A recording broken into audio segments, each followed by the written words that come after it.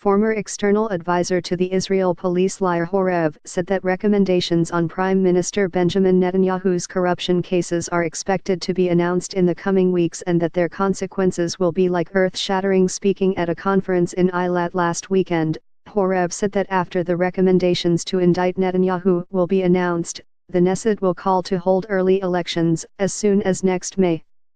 Be the first to know. Join our Facebook page. Function D S ID var JS FJS equal D get elements tag name S 0 if D get element bid ID return JS equal D create element S JS.id equal ID JSSRC equal / connect facebook.net/n_us/all JS number XFBML equal 1 and app ID equal 1634148068997 FJS parent node insert before JS FJS document script Facebook JS SDK. About the recommendations, Horev said that they will bear a lot of information that we didn't know, and it will cause an earthquake here.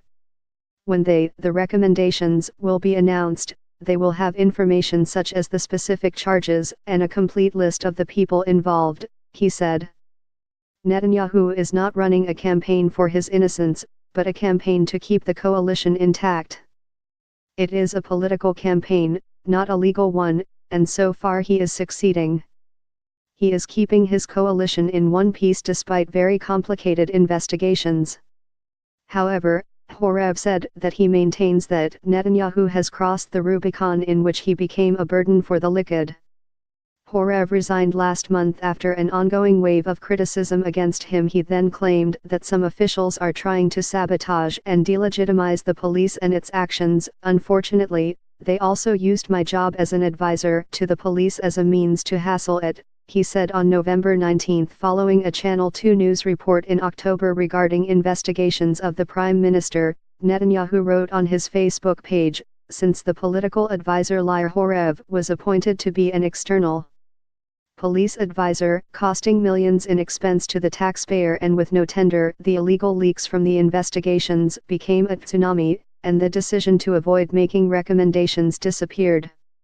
Before Horev's resignation, the attorney of the Public Security Ministry issued a report that said Horev breached the terms of his contract because he used his Twitter account to criticize political figures. In response, Public Security Minister Gilad Erdan said, "Tweeting is taking a stance. Every advisor that takes part in political activity while being employed by police is harming the people's trust in the police."